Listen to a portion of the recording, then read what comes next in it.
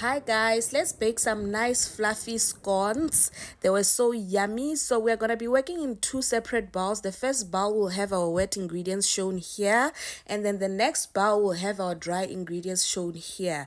And then we're going to start by preparing our wet mixture by cracking our eggs. 3 large eggs. I had extra large eggs, so I expected to have a little bit of a remainder of a mixture when I was done.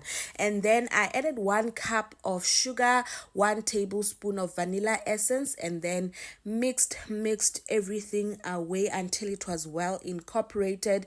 In goes 2 cups of amasi, and then mix again, mix away until everything is well incorporated.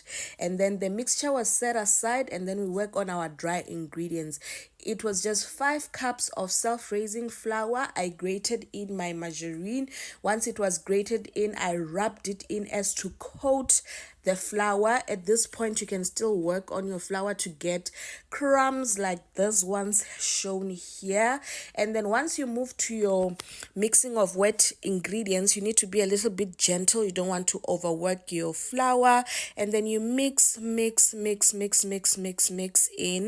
until the flour is a bit wet but not too runny. So you want to add the wet mixture in parts, because your amasi can be much more runnier than the one I have, or so forth. I had a little bit of a wet ingredients left, so I set them aside for brushing later. I just then floured my surface with so that the dough must not stick, and then I added the dough on top of that floured surface. Once my dough was there, I just pressed it down and started cutting it with a medium-sized cutter, and then I laid the scones on a greased pan.